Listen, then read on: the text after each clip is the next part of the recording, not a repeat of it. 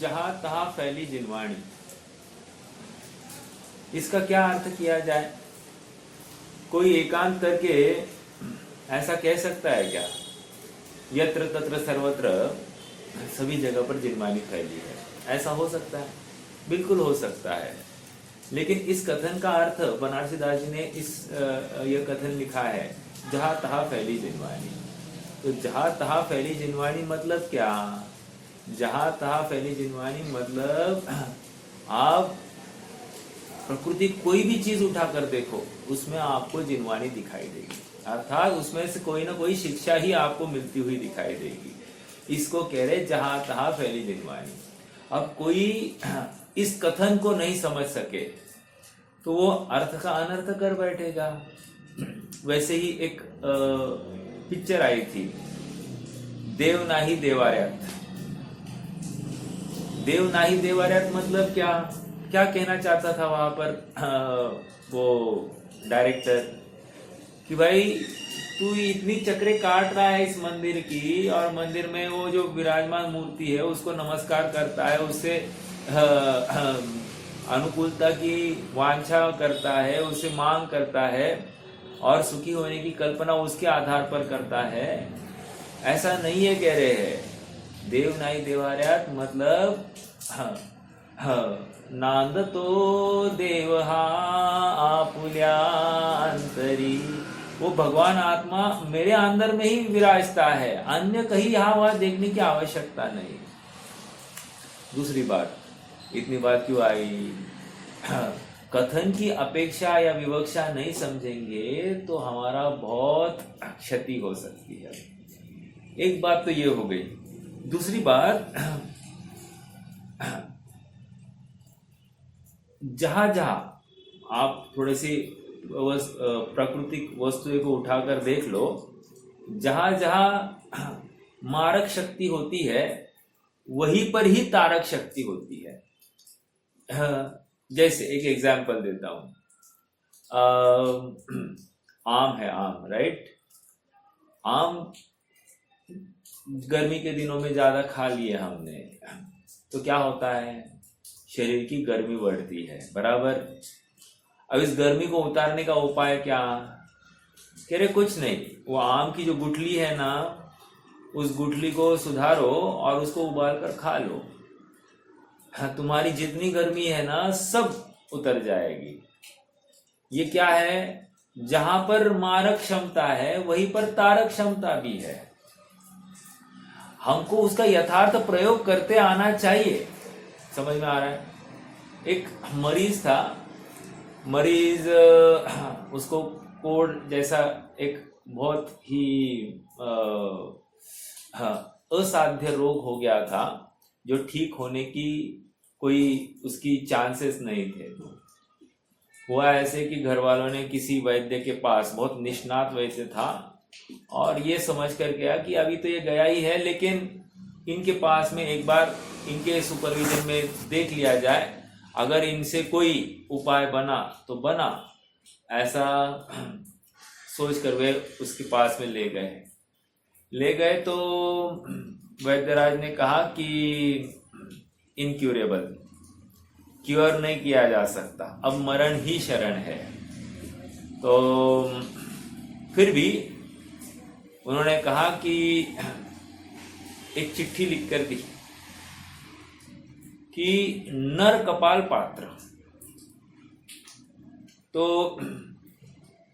एक चिट्ठी लिखकर दी, लेकिन इस व्यक्ति ने ऑलरेडी वैद्यराज भी अपने को ठीक नहीं कर पा रहे, ऐसा विचार करके उसने चिट्ठी तो रख दी अपने बक्से में, बट चल पड़ा और हताश हुआ था, निराश था, और सोचने लग गया कि मैं अपने जीवन का अंत कर दूं, अब कितने दिन ऐसी ही रोग भरी अवस्था में जीऊंगा।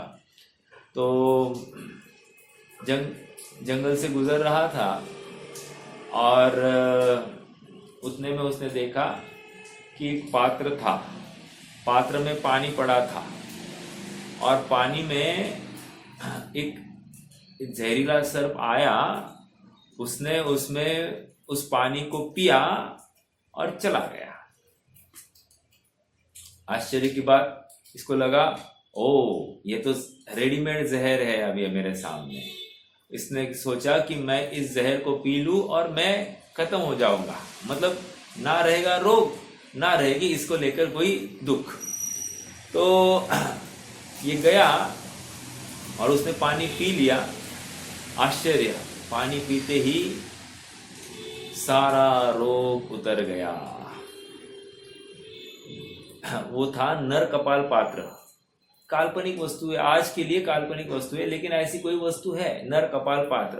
कहते हैं कि इसमें पानी पड़ा हो और उसमें कोई सर्प आकर वहां का पानी पी ले तो वो रोगी के लिए अमृत का काम कर जाती है, उसका रोग मिट गया।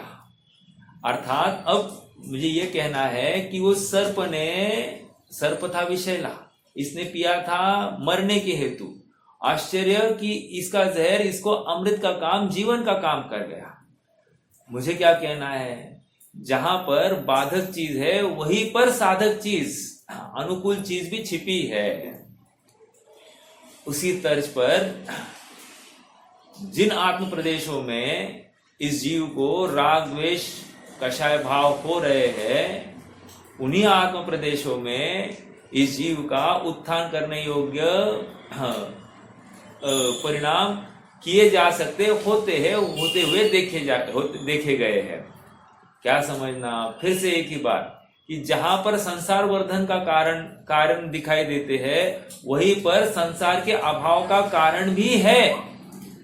हम एक्सप्लोर नहीं कर पा रहे, यह हमारी कमी है। समझ में आ रहा है? मुकेश भाई आपका माइक म्यूट कर दीजिए। ठीक है, तो कहने की बात क्या है, जिन परिणामों से, जिन प्रदेशों में स्थित यह आत्मा अपने उपयोग को बाहर ले जाकर विकार को प्राप्त होता है, उन्हीं प्रदेशों में स्थित यह आत्मा अपने उपयोग को अंतर्मुख कर ले, स्वभाव सन्मुख कर ले, तो ये सुख को प्राप्त हो सकता है। चॉइस अपना है, हमको क्या करना है। ये कोई हमको बार बार आकर कहने के लिए फ्री नहीं है कि भाई टाइम इज पासिंग बाय, जाओ जल्दी, जाग जाओ, चेत जाओ, अब नहीं तो कभी नहीं, ऐसा कोई नहीं कहेगा। हमको ही हमारी स्वयं की प्रज्ञा व्यक्त करनी पड़ेगी। यस्य नास्ति स्वयं प्रज्ञा शास्त्रम किम करिष्यति। क्या है वो? जिसके पास में यथार्थ बोध लेने की क्षमता नहीं है, शास्त्र की भाषा को समझने की ताकत नहीं है, और समझ भी ले तो वैसा एप्लीकेशन नहीं कर पा रहा है, तो कह रहे हैं कि शास्त्र का इसमें क्या दोष है, ये स्वयं ही प्रयास नहीं कर रहा है। उसी प्रकार हम और आप अनादिकाल से यही तजवीज कर रहे हैं कि विषयों से, भोगों से, संयोगों से मैं सुखी हो जाऊंगा, और निरंतर उनकी प्राप्ति के लिए छटपटाते हैं और उन्हीं का एक समागम, संयोग मिलवाते हैं। और यही मेरे संसार का कारण है, यही मेरे लिए दुख का कारण है, और इस दुख को मैं सुख मान बैठा हूं, ये सबसे बड़ा भ्रम है। समझ में आ रहा है क्या? ठीक है, प्रकरण अपना सप्तभंग का चल रहा है। सप्तभंग में अस्ति वक्तव्य, नास्ति वक्तव्य और अस्ति नास्ति वक्तव्य, इन तीन की चर्चा हो गई है। अस्ति वक्तव्य नामक नय आत्मा में अस्ति नामक धर्म का परिचय कराता है, और इस धर्म के तरफ से देखा जाए तो आत्म वस्तु हमेशा स्वचतुष्टय की अपेक्षा से पाई ही जाती है, अन्य कुछ नहीं। समझ में आया? अस्ति वक्तव्य। नास्ति वक्तव्य नामक धर्म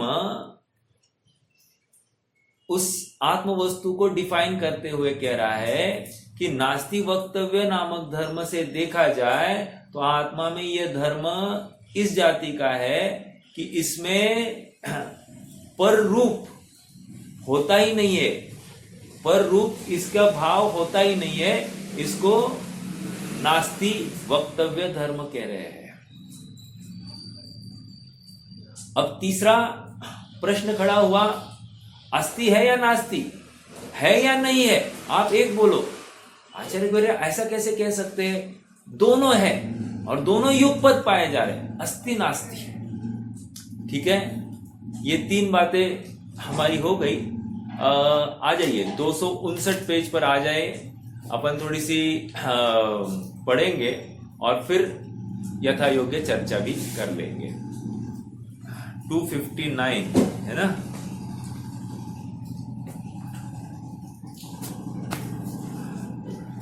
आठ 35 ना क्या टाइम, 8:35 ना क्या, ठीक है।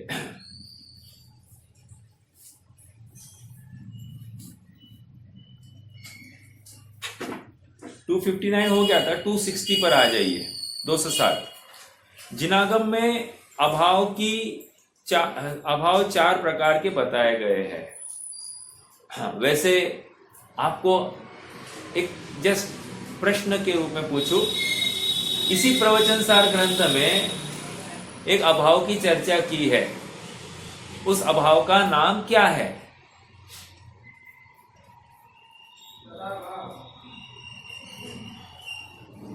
बोलिए।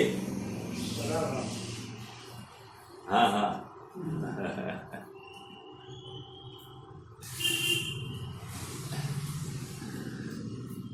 देखो श्रेयांश भाई, आप भी जस्ट आया और वहां से वो आंसर दे रहा है, मैं इसलिए हंस रहा हूं।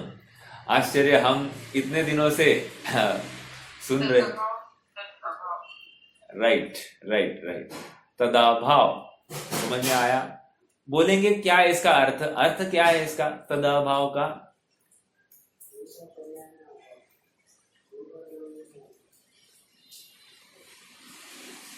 अर्थ बता सकते हैं?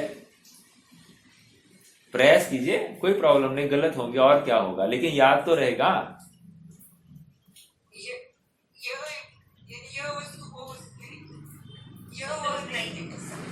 नहीं, वो तो आप प्रत्यभिज्ञान का ले रहे हैं, यह वह नहीं है। ये तदाभाव की चर्चा है ना। हाँ बोलिए बहन जी, बोलिए।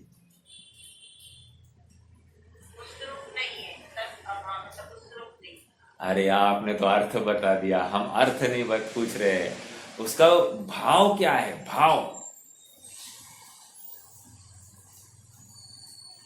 उस रूप नहीं, बराबर एकदम सही है। अच्छा, ममता भाभी ने यह वह नहीं है, वही अर्थ ही बता रहे थे। ओके ओके ओके, ठीक है ठीक है ठीक है। मुझे भाव चाहिए, भाव। देखो ऐसा आया ना, द्रव्य। हाँ बोलिए बोलिए।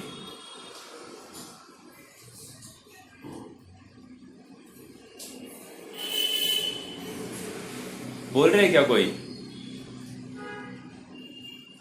नहीं, चलो। द्रव्य गुण रूप नहीं होता, द्रव्य और गुण में अभाव है, उस अभाव को तदाभाव कहते हैं। द्रव्य और पर्याय में अभाव है, उस अभाव को तदाभाव कहते हैं। क्यों? अब क्यों, अब प्रश्न है। ये तो कह दिया तदाभाव, द्रव्य का गुण में अभाव तदाभाव, द्रव्य का पर्याय में अभाव तदाभाव, गुण का पर्याय में मतलब गुण का प्रदेश भिन्नता नहीं है, बराबर बराबर, बहुत अच्छा। तो कहना क्या है, ये क्यों कहा? अभाव कहकर अभाव भी है कह रहे हैं, और तादाद में तो है ही है। द्रव्य गुण बिना नहीं रह सकता, गुण पर्याय बिना नहीं रह सकती, द्रव्य पर्याय बिना पाया ही नहीं जाएगा। तो फिर अभाव क्यों घटित करके दिखाया?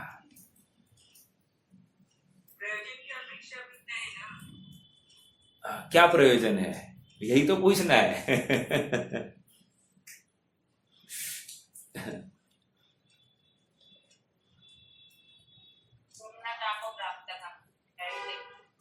हाँ ठीक है, आप एक जनरल आंसर दे रहे हो। प्रयोजन इतना ही है कि ये द्रव्य मात्र उतना गुण नहीं है, वो द्रव्य मात्र उतनी पर्याय नहीं है, ये समझाना था। इसलिए अभाव कह दिया। कोई उस पर्याय को या उस गुण को देखकर सर्वथा द्रव्य उतना ही है ऐसा मान लेगा, ऐसी बात नहीं है। इसलिए तदाभाव घटित करना पड़ा। आप पकड़ रहे, 108वीं गाथा पढ़ लेना, 106 108 के आसपास है वो प्रकरण, पढ़ के फिर से रिफ्रेश कर दीजिए अपनी मेमोरी को कि क्या कहना चाह रहे हैं। अरे ये एक एक प्रकरण ना अच्छे से अपने धारणा में बिठाइए। इसके अलावा और क्या है, दूसरा क्या बिठाना है? ये प्रकरण मंजने जैसे है। अरे ऐसा चिंतन करेंगे उसी की गति सुधरने वाली है, क्योंकि उसकी मति सुधरी हुई है। अच्छा बहन जी, आप पूछ रहे थे गति, जैसी गति वैसी मति, ऐसा है। गति कहते हैं होनहार काल लब्धि को, योग्यता, और मति कहते हैं उपादान मतलब पुरुषार्थ को। अब यूजुअली हमारे लिए एप्लीकेबल क्या है?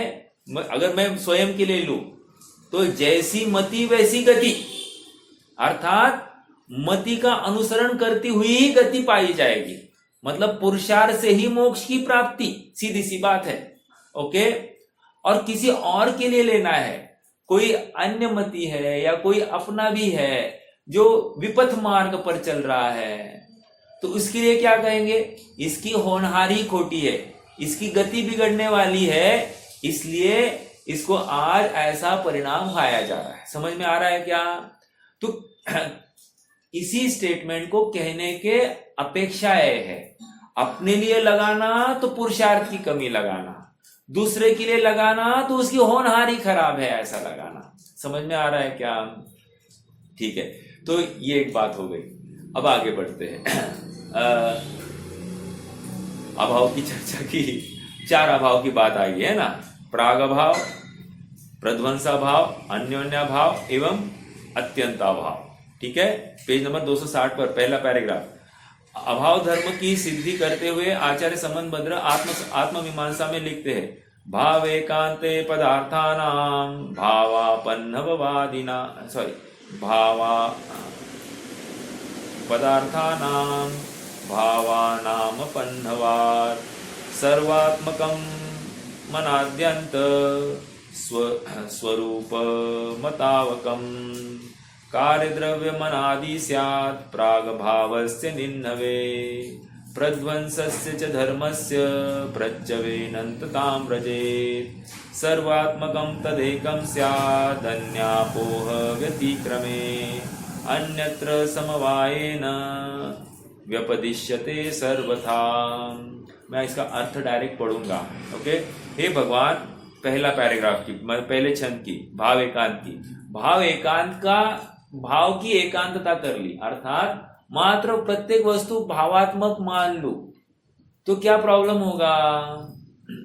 तो कह रहे हैं प्रत्येक वस्तु भावात्मक मानेंगे तो पदार्थों का सर्वथा सद्भाव ही मानने पर अभाव का अर्थात अभाव धर्म का अभाव मानना पड़ेगा। ये तो हो गया।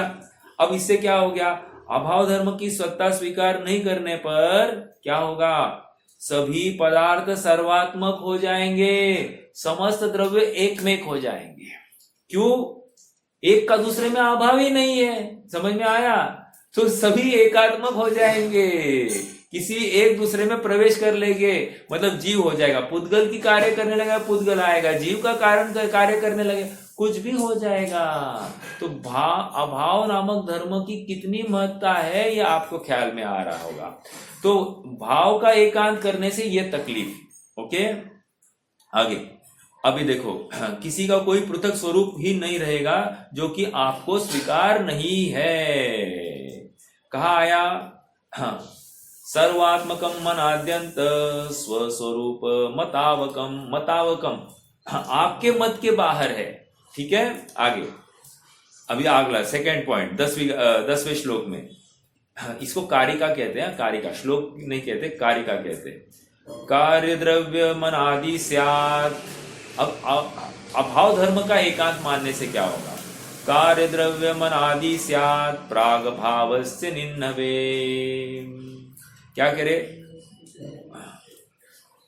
प्राग भाव की बात करें, इनफैक्ट सॉरी, हाँ, कार्य द्रव्य मन आदि स्यात् प्राग भावस्य निन्नवे प्रध्वंसस्य च धर्मस्य प्रच्यवेनन्ततां व्रजेत्। देखो, प्राग भाव की, प्राग भाव मतलब प्राग भाव, ओके, ऐसा पढ़ना है। तो प्राग हलंत अभाव, तो प्राग भाव का अभाव मानने पर क्या हो गया, प्राग अभाव मतलब क्या, वर्तमान पर्याय का पूर्व पर्याय का वर्तमान में अभाव मान लिया। क्या पूर्व पर्याय का वर्तमान में अभाव नहीं माना तो क्या तकलीफ आएगी, कह रहे वस्तु अनादि की सिद्ध हो जाएगी। देखो, मान लो एक बच्चा जन्मा है, एक दिन का है, अभी प्राग अभाव मान लिया, मतलब क्या, दूसरे दिन वो कितने दिन का रहेगा, एक ही दिन का होगा, तीसरे दिन कितने दिन का रहेगा, एक ही दिन का रहेगा, वो बढ़ेगा ही नहीं। प्राग अभाव की स्वीकृति नहीं करते हैं तो ठीक है। ये तो एक एग्जाम्पल दिया, तो क्या इससे क्या हो गया, वस्तु अनादि की हो गई, बच्चा एक ही दिन का रहा, 10 साल बाद भी एक ही दिन का रहेगा, समझ में आया, अनादि की सिद्ध होती है वस्तु, ओके। प्राग भाव का अभाव मानने पर सभी कार्य अर्थात पर्याय अनादि हो जाएगी, समझ में आया, अनादि कैसे हो गई, आगे इसी प्रकार अब प्रध्वंस भाव नहीं मानने पर क्या होगा, मतलब वर्तमान पर्याय का भविष्य में अभाव नहीं मानेंगे तो क्या होगा, इसी प्रकार प्रध्वंस भाव नहीं मानने पर सभी कार्य अनंत हो जाएगा, यही पर्याय अनंत काल के लिए बनी रहेगी। अब मान लो अपनी मिथ्यात्व अवस्था हो तो यही अवस्था अनंत काल के लिए, कोई रोग से युक्त हो अनंत काल के लिए ऐसी अवस्था पाई जाए, समझ में आ रहा है। हाँ, देखो आगे, तो प्राग भाव हो गया, प्रध्वंसा भाव हो गया।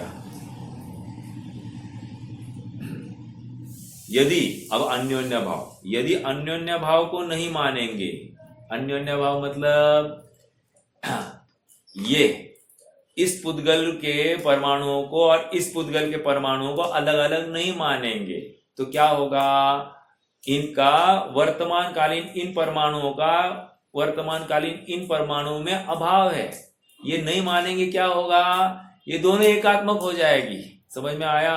तो दही का दूध में अभाव, दूध का दही में अभाव कह नहीं सकेंगे, समझ में आ रहा है क्या, घी की प्राप्ति भी नहीं हो सकती क्योंकि दो द्रव्य अलग अलग नहीं, सॉरी घी की प्राप्ति में आई एम वेरी सॉरी, क्या दो द्रव्य एकात्मक हो जाएंगे, इतने से ले लेना अन्योन्य भाव। ओके, देखो पढ़ते यहाँ पर, यदि अन्योन्य भाव को नहीं मानेंगे तो सभी दृश्यमान पुद्गल पदार्थ वर्तमान में एक रूप हो जाएंगे, सोना और चांदी भेद नहीं कर पाएंगे, सोना और विष्टा में भेद नहीं कर पाएंगे, हीरा और विष्टा एक में हो जाएंगे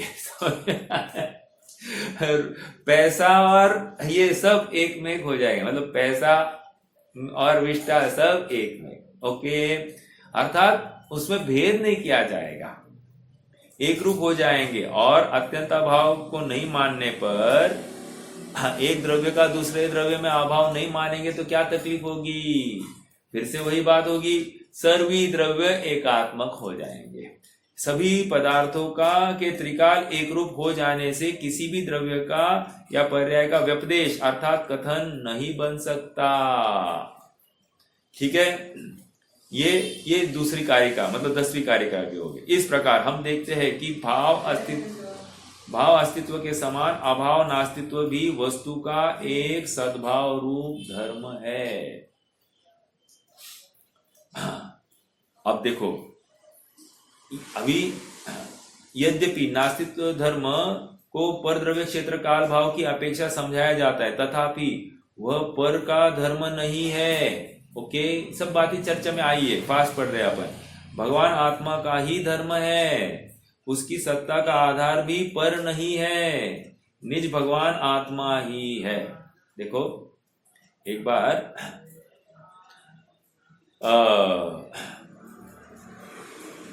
जवाहरलाल नेहरू ने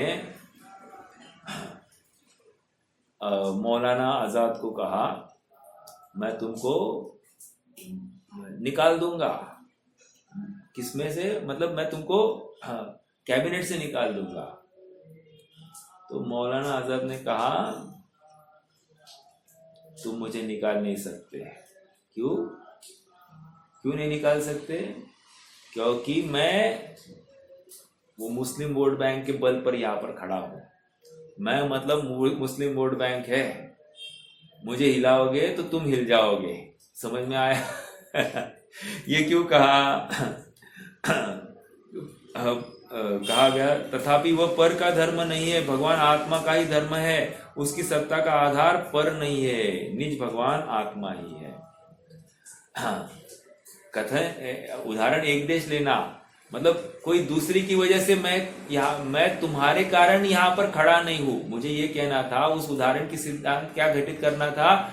नेहरू जी के कारण मौलाना आजाद वहां पर कैबिनेट में नहीं थे, वे उसके वोट बैंक के कारण वहां पर कैबिनेट में थे, प्रतिनिधि थे। समझ में आ रहा है क्या? ऐसा ही है, ठीक है। उसी प्रकार मेरा आत्मद्रव्य किसी पर के आधार पर नहीं है।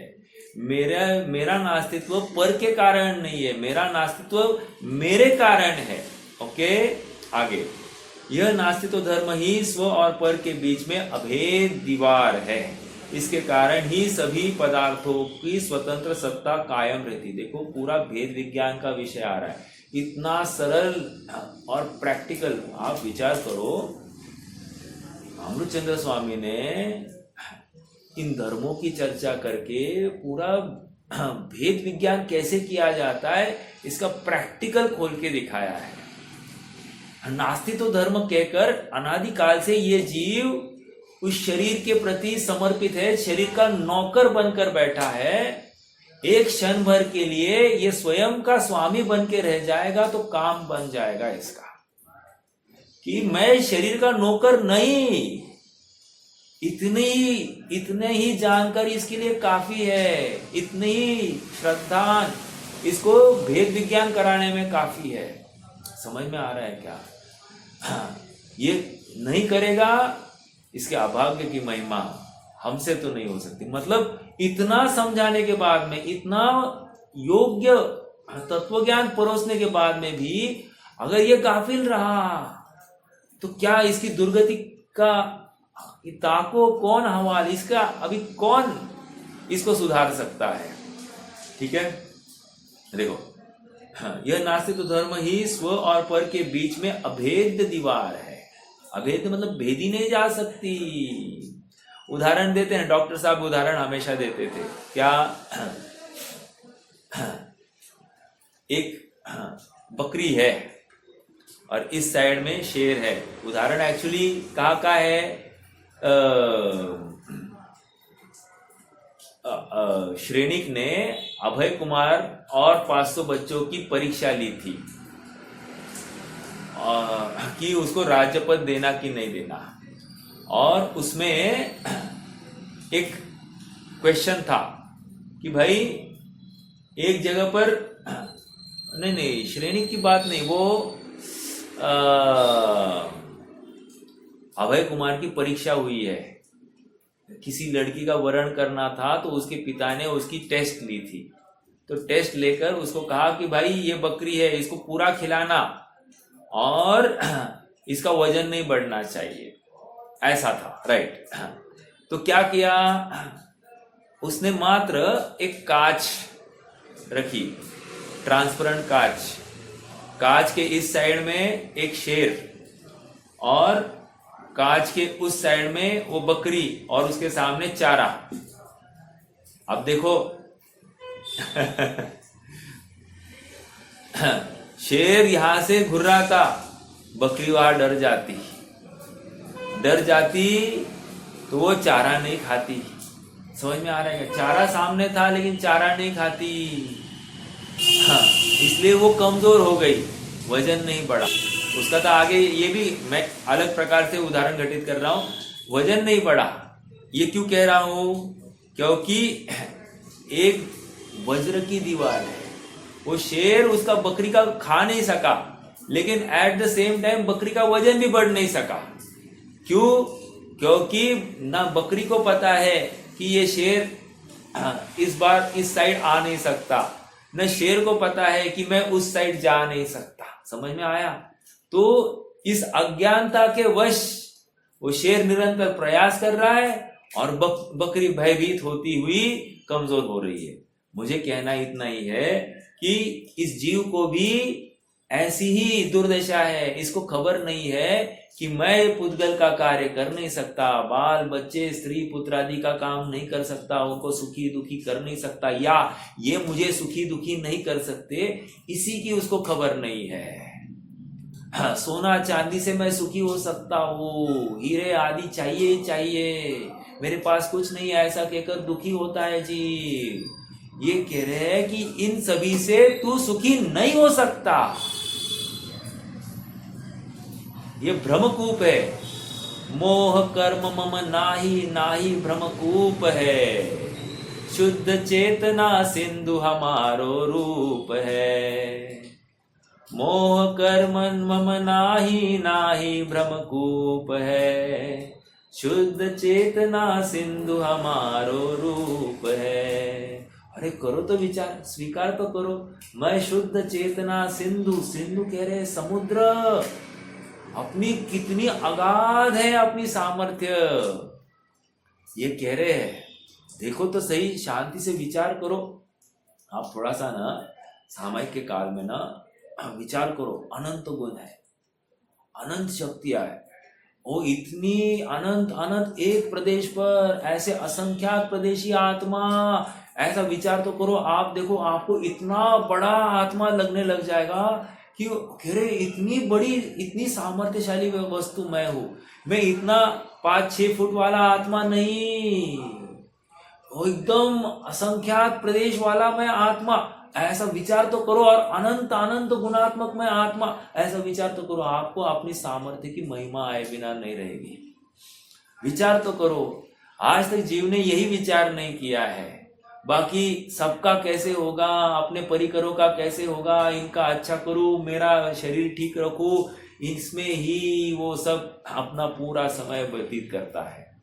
यज्जीवस्योपकाराय तद्देहस्यापकारकम्, यद्देहस्योपकाराय तज्जीवस्यापकारकम्। जिसने अपने जीव का उपकार किया है, नियम से वो अपनी देह की उपेक्षा करता हुआ ही पाया जाएगा। ये लॉजिक है, मतलब कोई रॉकेट साइंस नहीं है, ऐसा ही होता है। और जो अपनी देह की व्यवस्था करने में जुटा रहा है, समय बर्बाद कर रहा है, नियम से अपने जीव स्वभाव का वो पतन कर रहा है, अर्थात अपनी वर्तमान उपयोग को बर्बाद कर रहा है।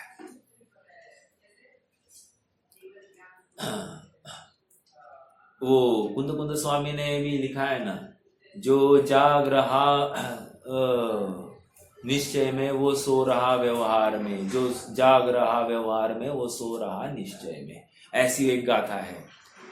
तो कहने की बात, जो निश्चय में जाग रहा है मतलब क्या?